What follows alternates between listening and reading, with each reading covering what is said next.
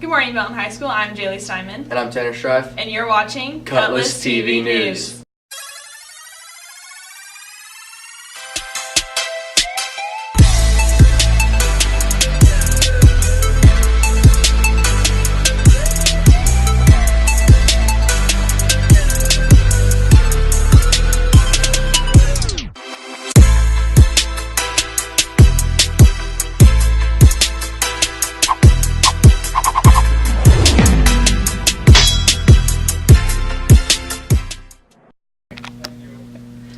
On Tuesday, juniors will be taking the ACT practice test and sophomores will be taking the plan test.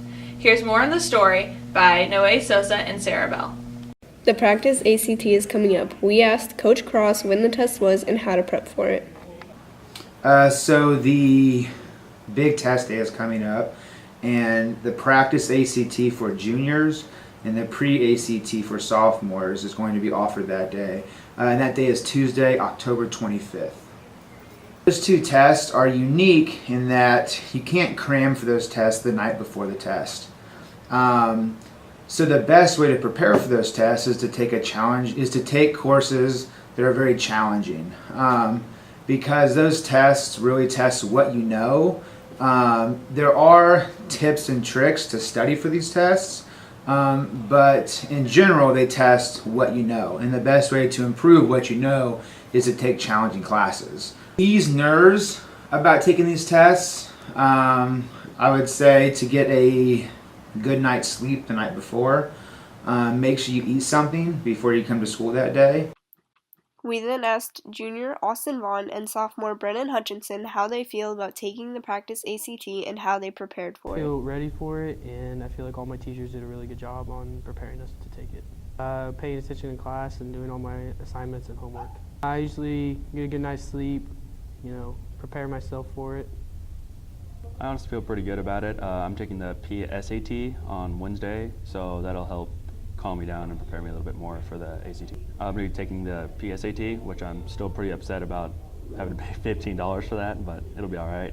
And I've asked teachers questions about it to go and help me know what's going to be on it. Getting a good night's sleep, having some snacks, all that stuff. With Noe Sosa, Savannah Truitt, and Samantha LaValle, I'm Sarah Bell for Cutlass TV News. Here's a story on the benefits of college visits by Jaylee Steinman and Brendan Hubbard. It's beneficial for seniors to take college visits before deciding where they want to go. Here's Mallory Smith talking about the benefits of college visits. There are a lot of benefits to taking college visits. For one, you get to see the campus, see what it's like, where the buildings are. And it's also a good experience, see if it's a home for you, because you'll be living there.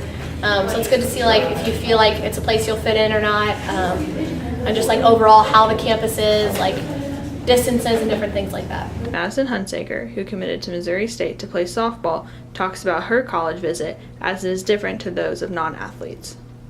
My visit was based off a sports visit, so I met with the coaches and talked to some players. I went through a daily routine. I met professors that they would work with, and I just saw their facilities, and it was basically like I was going through a day in the life of a softball player. We were at the CUBE conference here probably about a month ago or whatever, and what it is, there's 60 or so different colleges there, and they all get up and give about a 60-second presentation on what's going on at their school. And at the end of the conference, we all got a copy of just kind of a summary of the information they went over. And so we posted that up here, and it's just a lot of the area colleges and just a lot of good information where students can come look at the specific schools and can kind of see where it's located at, some of the scholarships, application deadlines, GPA requirements, ACT requirements, popular majors, just a lot of information here in one spot so the kids don't have to hop online and do a bunch of searchings. With Brendan Hubbard, I'm Jaylee Steinman for Cutlass TV News. Buckle up, Pirates. This week is National Teen Driver Safety Week. Here's more on the story by Tanner Strife, Corey Ald, and Giovanni Oquindo. This past week was National Teen Safe Driver Week. Shannon Copeland and various other members and supporters of Belton Service Learning shared the importance of this week and what they hope you can learn from it. Service learning is the conjunction of community service with classroom education. It basically takes what we're learning in the classroom and applies it both to our community and helping our school.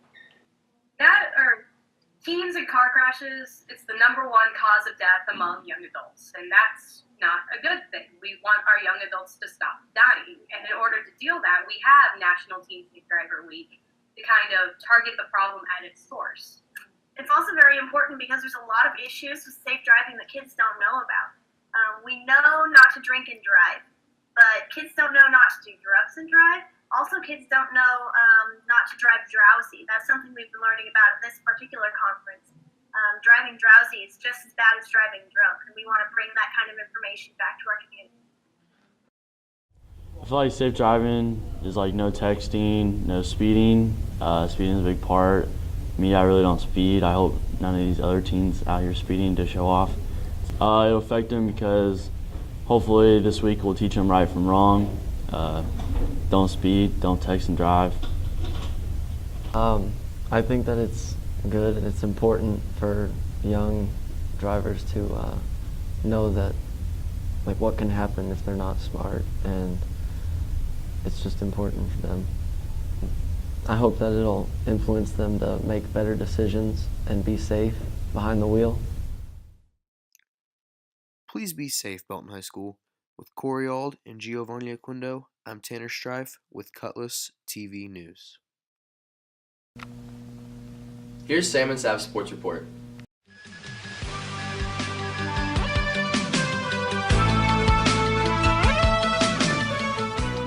I'm Savannah Truitt. I'm Samantha LaValle. And this is Sam and Sav's Sports Report. On Friday, varsity football beat Grandview with a score of 30-12.